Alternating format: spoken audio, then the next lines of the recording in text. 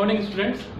आज का हमारा नया टॉपिक है इलेक्ट्रिक फील्ड। अब इलेक्ट्रिक फील्ड हम ये बोल सकते हैं कि पूरा नेक्स्ट जब तक चैप्टर खत्म नहीं होगा तब तक इलेक्ट्रिक फील्ड आता रहेगा। तो हमको इलेक्ट्रिक फील्ड को बहुत ज़्यादा डिटेल में समझना पड़ेगा कि इलेक्ट्रिक फील्ड होता क्या है। फील्ड की बात हम करें तो फील्ड नॉर्मली एक स्पेस को बोलेंगे, और इलेक्ट्रिक की बात करें तो इलेक्ट्रिक, इलेक्ट्रो, इन सबको चार्ज से रिलेट करते हैं।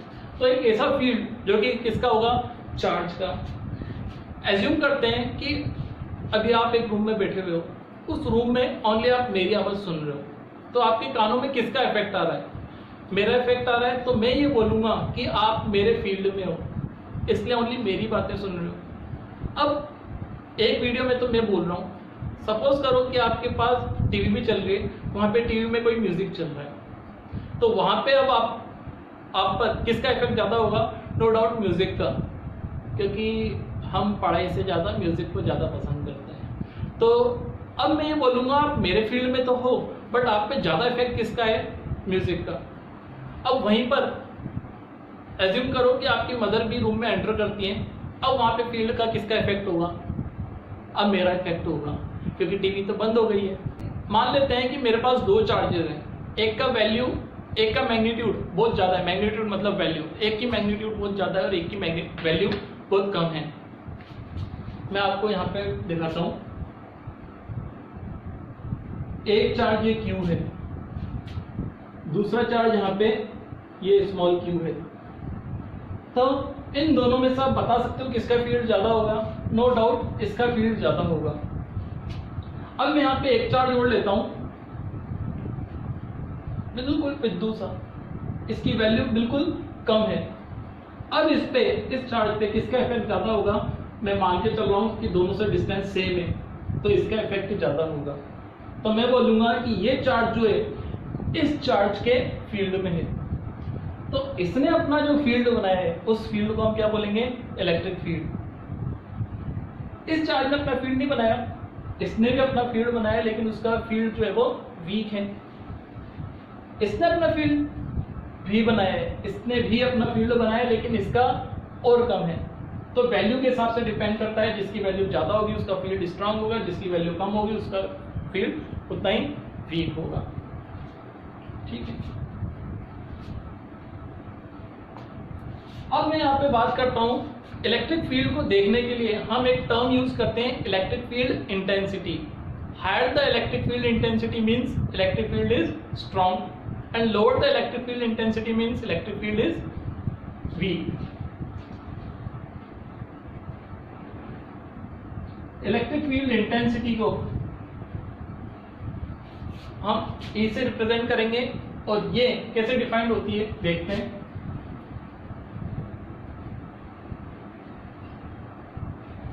अब मैंने यहाँ पे Q नॉट लिख दिया वापस। इसको देखने के लिए, इस पूरी डेफिनेशन को देखने के लिए हमको दो चार्जेस के डिस्कस करना पड़ेगा। एक होगा सोर्स चार्ज, सेकंड होगा टेस्ट चार्ज।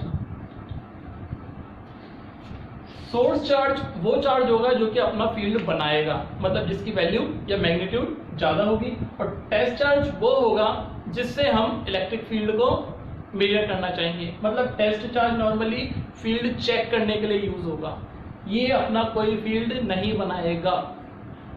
न्यूमेरिकली हम ऐसा बोलेंगे, अपना फील्ड तो बनाएगा। कोई भी चार्ज होगा उसकी वैल्यू भले कितनी कम हो, लेकिन अपना फील्ड बनाएगा। मतलब चार्ज है तो फील्ड है, लेकिन इसका फील्ड हम नेग्लिजिबल मान के चलेंगे। तो सोर्स चार्ज कौन, चार्ज जो अपना फील्ड बनाएगा।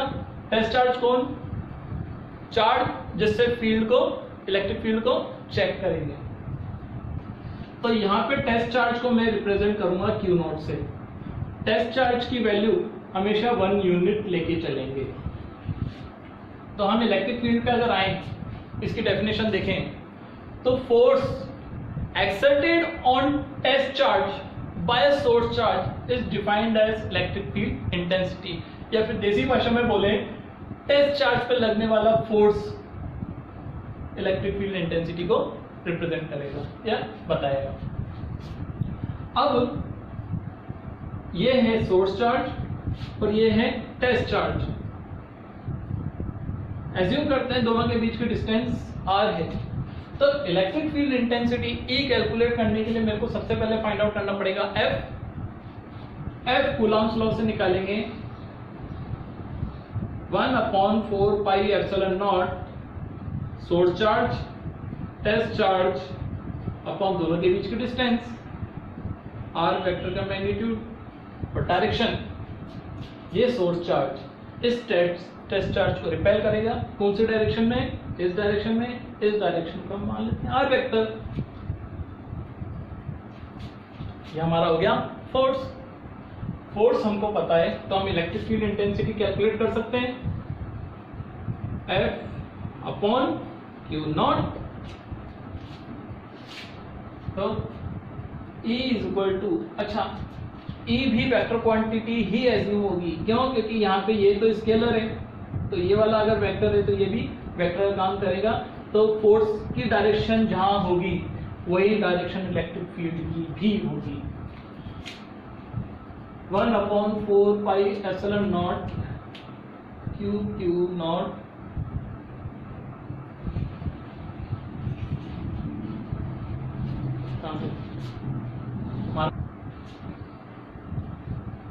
तो इलेक्ट्रिक फील्ड भी हमारा होगा E is equal to 1/4 pi epsilon naught Q not.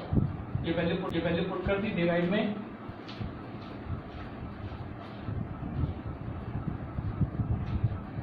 Are cap और डिवाइड में क्यू नॉट है तो डिवाइड में क्यू नॉट। ये पूरी वैल्यू एफ की थी, ये पूरी वैल्यू, और डिवाइड में क्यू नॉट का डिवाइड कर दिया तो क्यू नॉट से क्यू नॉट गया।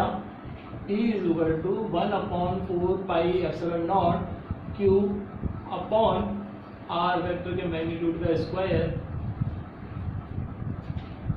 ये इलेक्ट्रिक फील्ड इंटेंसिटी की वेक्टर फॉर्म हो गई। और अगर हमको मैग्नीट्यूड की जरूरत हो तो मैग्नीट्यूड होगा 1/, यहाँ पे आर स्क्वायर। अब हम अगर देखें कि इलेक्ट्रिक फील्ड किस पे डिपेंड करता है, तो इलेक्ट्रिक फील्ड डिपेंड कर रहा है सोर्स चार्ज पे, इलेक्ट्रिक फील्ड डिपेंड कर रहा है डिस्टेंस पे, कि टेस्ट चार्ज की सोर्स चार्ज से डिस्टेंस किस पे। क्या इलेक्ट्रिक फील्ड टेस्ट चार्ज पे डिपेंड कर रहा है? डिपेंड नहीं कर रहा, इसलिए हम बोलेंगे कि electric field intensity only source charge पे डिपेंड करती है और इलेक्ट्रिक फील्ड इंटेंसिटी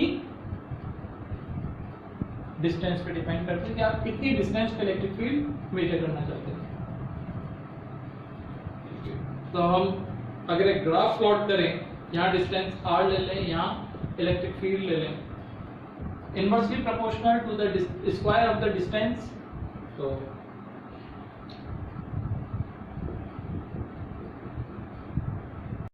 तो इलेक्ट्रिक फील्ड का एक सिंपल सा आइडिया हमको मिल चुका है कि इलेक्ट्रिक फील्ड एक इमेजिनरी फील्ड है जो कि कहाँ पे बनता है, चार्ज बॉडी के अराउंड बनेगा।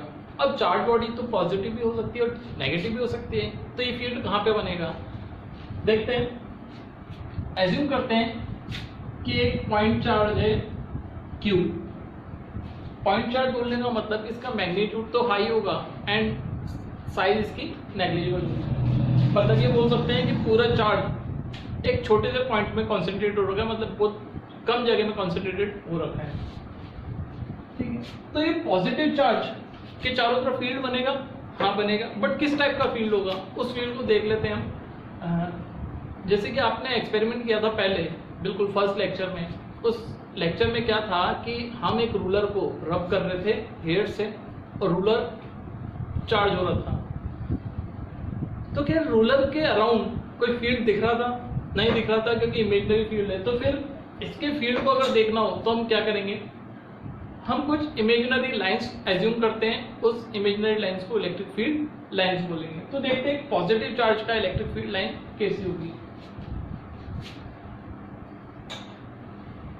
इसकी electric field line positive charge से निकल के और इंफिनिटी तक जाएगी।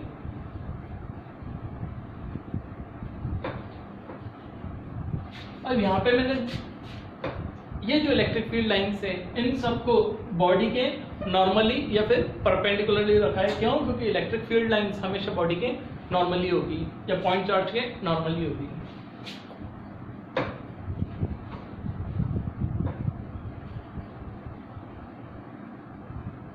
ठीक है। अब बच्चे पूछते हैं कि सर ये इलेक्ट्रिक फील्ड हो गया, इस इलेक्ट्रिक फील्ड से क्या समझे हम? तो मैं बताऊं कि यहाँ पे एज्यूम करो कि कोई भी अगर टेस्ट चार्ज रख दिया हमने, एज्यूम करते हैं कि यहाँ पे कोई टेस्ट चार्ज रख दिया हमने, टेस्ट चार्ज एक चार्ज है जिसकी वैल्यू बहुत नेग्लिजिबल होती है। अब ये टेस्ट चार्ज इस सोर्स चार्ज से रिपेल होता है, वो हमको नॉर्मली पता है, बट इलेक्ट्रिक फील्ड की कंडीशन से अगर हम देखें तो ये पॉइंट चार्ज इस डायरेक्शन में जा रहा है, तो हम ये बोल सकते हैं कि पॉजिटिव चार्ज हमेशा इलेक्ट्रिक फील्ड की डायरेक्शन में मूव करने लग जाता है। बट अगर नेगेटिव चार्ज की बात करते हैं, ये नेगेटिव टेस्ट चार्ज है, तो नेगेटिव टेस्ट चार्ज ये पॉजिटिव इस नेगेटिव को अट्रैक्ट करता, तो नेगेटिव चार्ज इसकी अपोजिट डायरेक्शन में जाएगा। किसके अपोजिट डायरेक्शन में? इलेक्ट्रिक फील्ड की अपोजिट डायरेक्शन में जाएगा।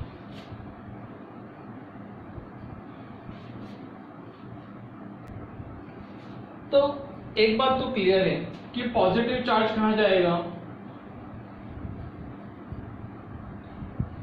In the direction of electric field of electric field. और नेगेटिव चार्ज कहां जाएगा?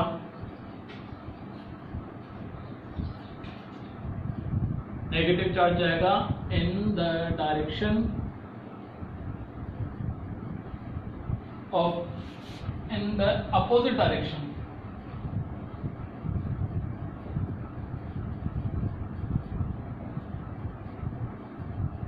Of electric field.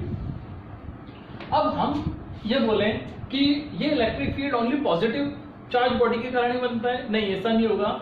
Electric field negative charge body के कारण भी बन सकता है। उस नेगेटिव चार्ज के कारण जो इलेक्ट्रिक फील्ड बनेगा उसको देख लेते हैं हम कैसा होगा। ये भी पॉइंट चार्ज है। अब यहाँ इलेक्ट्रिक फील्ड क्या होगा? इलेक्ट्रिक फील्ड लाइनें इंफिनिटी से आके और यहाँ पे नॉर्मली एंड हो जाएंगी।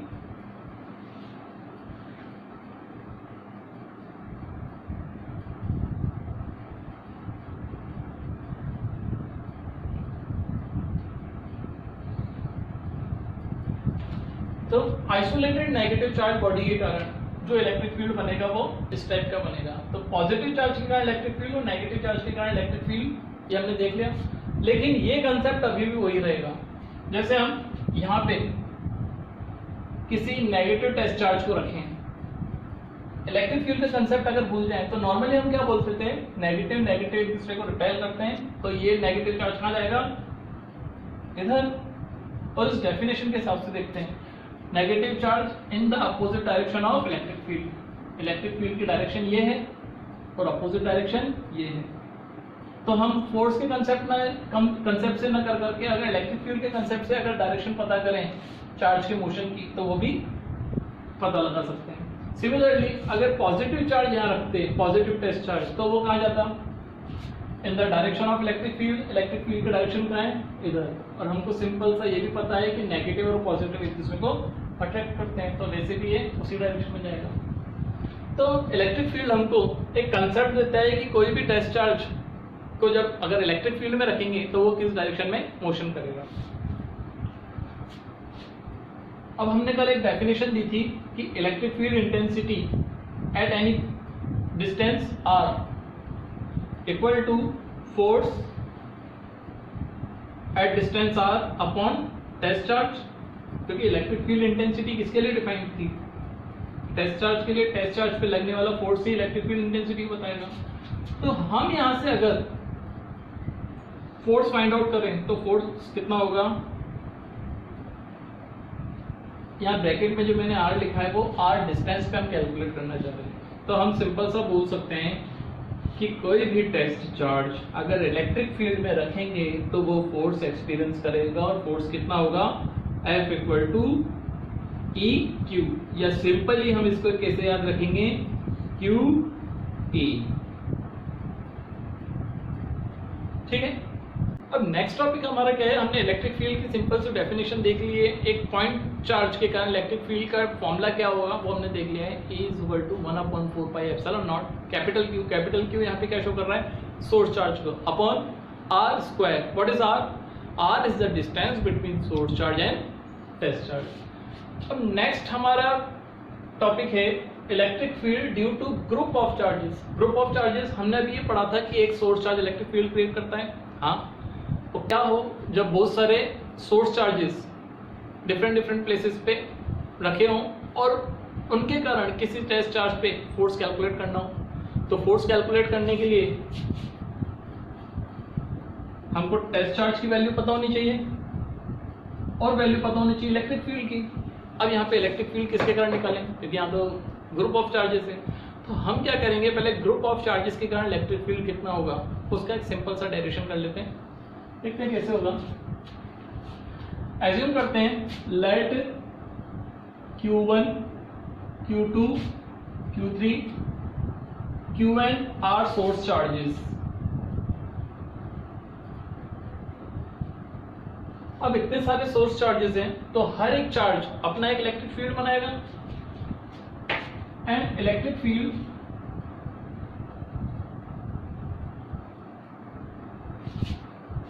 Of these charges are E1, E2, E3, En। अब E1 के कारण इलेक्ट्रिक फील्ड Q1 के कारण इलेक्ट्रिक फील्ड E1 होगा कितने डिस्टेंस पे, R1 डिस्टेंस पे। At distance R1, R2, R3, dash Rn। तो हम E1 कैलकुलेट करें तो E1 कितना होगा 1/4 pi epsilon not Q1 upon R1 square. E2 कितना होगा 1/4 pi epsilon not Q2 upon R2 square. And En अगर कैलकुलेट करना हो तो वो होगा 1/4 pi epsilon not Qn upon Rn square. अब सुपरपोजिशन का प्रिंसिपल इलेक्ट्रिक फील्ड पे भी अप्लाई होगा, जैसे हमने फोर्स पे अप्लाई किया था कि net force F equal to F1 plus F2 plus F3 था। Similarly net electric field E equal to E1 plus E2 plus dash En होगा।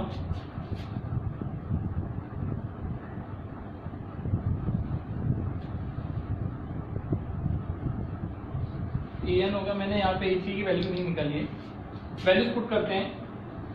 1/4 pi epsilon not Q1 upon R1 square plus 1/4 pi epsilon not R2 square Q2 plus dash 1/4 pi epsilon not Rn square Qn। अब इसको थोड़ा systematic way में लिखें, इनमें से जो चीजें कॉमन आ रही है उनको बाहर ले लेते हैं। 1/4 पाई एप्सिलॉन नॉट सब में दिख रहा है हमको, 1/4 पाई एप्सिलॉन नॉट अंदर क्या आएगा Q1 upon R1 square plus Q2 upon R2 square plus dash Qn upon Rn square. अब समेशन फॉर्म में कैसे लिखेंगे इसको, हम देखें कि ये सारे टर्म्स इन सारी टर्म्स का समेशन हो रखा है और ऊपर Q चल रहा है, मतलब चार्ज चल रहा है, नीचे डिस्टेंस का स्क्वायर चल रहा है। तो 1/4 pi epsilon not summation Q, number change हो रहे हैं, जहां नंबर चेंज होंगे वहां I होगा, डिवाइड R सेम है सब जगह, R 1 2 3 काउंटिंग चेंज हो रही है। I की वैल्यू कहां से 1 से लेके और I की वैल्यू कहां तक होगी n तक। तो ये इलेक्ट्रिक फील्ड किसके कारण हो गया, ग्रुप ऑफ चार्जेस के कारण। अब उस ग्रुप ऑफ चार्जेस में 3 चार्ज भी हो सकते हैं, 4 भी हो सकते हैं, 5 भी हो सकते हैं और कितने भी हो सकते हैं। n की वैल्यू मिलते ही वो सब क्लियर हो जाएगा।